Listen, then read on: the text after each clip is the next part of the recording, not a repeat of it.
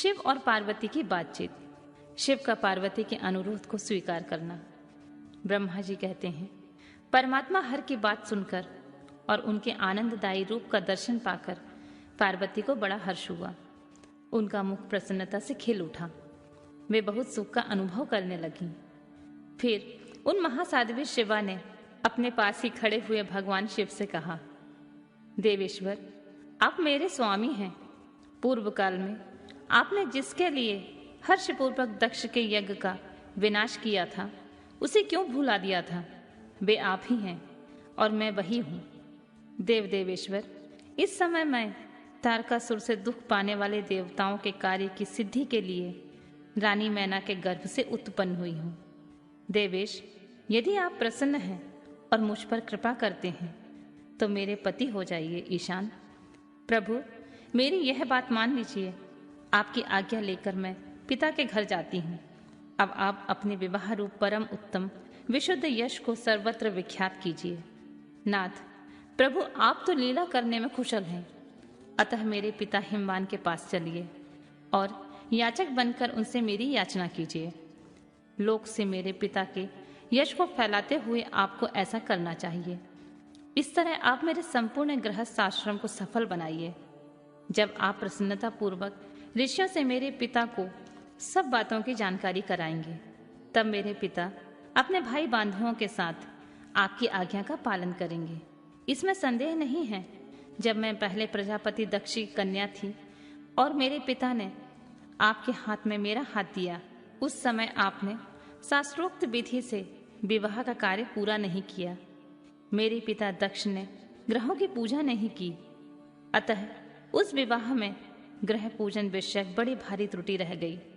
इसलिए प्रभु महादेव, आपकी बार देवताओं से कार्य की सिद्धि के लिए आप शास्त्रोक्त विधि से विवाह कार्य का संपादन करें। विवाह की जैसी रीति है उसका पालन आपको अवश्य करना चाहिए।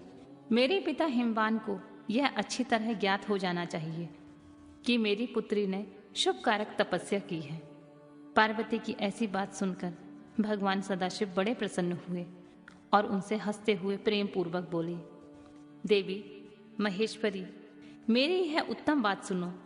यह उचित, मंगलकारक और निर्दोष है। इसे सुनकर वैसा ही करो। वरानने, ब्रह्मा आदि जितने भी प्राणी हैं वे सब अनित्य हैं। भामिनी, यह सब कुछ जो दिखाई देता है यह नश्वर समझो। मैं निर्गुण परमात्मा ही गुणों से युक्त हो एक से अनेक हो गया हूँ। जो अपने प्रकाश से प्रकाशित होता है वही परमात्मा में दूसरों के प्रकाश से प्रकाशित होने वाला हो गया। देवी, मैं स्वतंत्र हूँ, परंतु तुमने मुझे परतंत्र बना दिया। समस्त कर्मों को करने वाली प्रकृति एवं महामाया तुम ही हो। यह संपूर्ण जगत महामाया ही रचा गया है। मुझे सर्वात्मा परमात्मा ने अपनी उत्तम बुद्धि के द्वारा इसे धारण मात्र कर रखा है।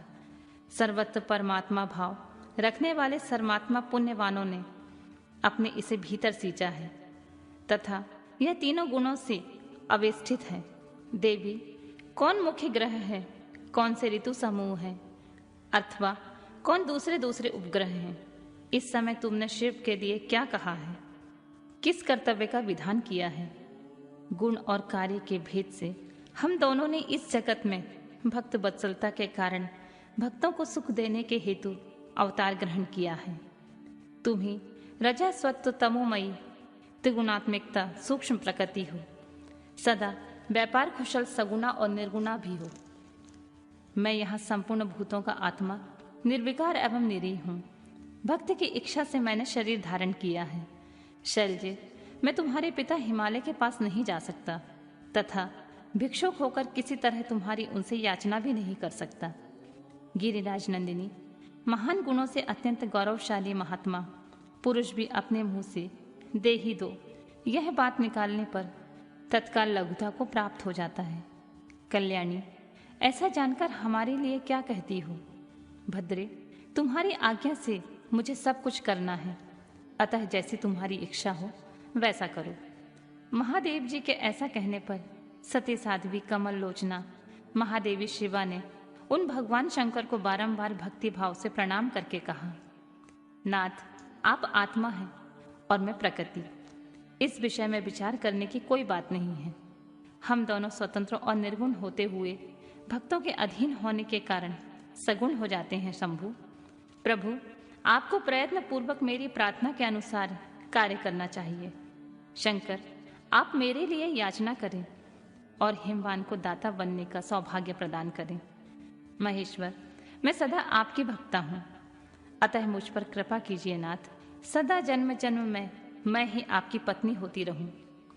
आप पर ब्रह्मा परमात्मा है, निर्गुण है, प्रकृति से परे हैं, निर्विकार निरेह और स्वतंत्र परमेश्वर हैं। तथापि भक्तों के उद्धार में संलग्न होकर यहाँ सगुण भी हो जाते हैं, स्वरात्माराम होकर भी लीला बिहारी बन जाते हैं, क्योंकि आप नाना प्रकार की लीलाएं करने में कुशल हैं। महादेव, महेश्वर, मैं सब प्रकार से आपको जानती हूँ।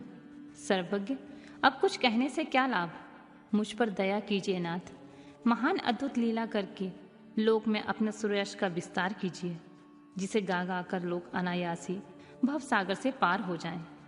ब्रह्मा जी कहते हैं, नारद, ऐसा कहकर गिरिजा ने महेश्वर को बारंबार प्रणाम किया और मस्तक झुकाकर हाथ जोड़कर वे चुप हो गईं। उनके ऐसा कहने पर महात्मा महेश्वर ने लोकलीला का अनुसरण करने के लिए वैसा ही करना स्वीकार कर लिया।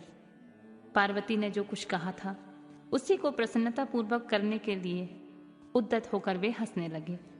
तदनंतर हर्ष से भरे हुए शंभु अंतर ध्यान हुए कैलाश को चले गए। उस समय काली के विरह से उनका चित्त उन्हीं की ओर खिंच गया था। कैलाश पर जाकर परमानंद में निमग्न हुए महेश्वर ने अपने नंदी आदि गणों से यह सारा वृतांत कह सुनाया। वे भैरव आदि सभी गणों से सब समाचार सुनकर अत्यंत सुखी हो गए और महान उत्सव करने लगे। नारद, उस समय वहां महान मंगल होने लगा। सबके दुख नष्ट हो गए और रुद्रदेव को भी पूर्ण आनंद प्राप्त हुआ।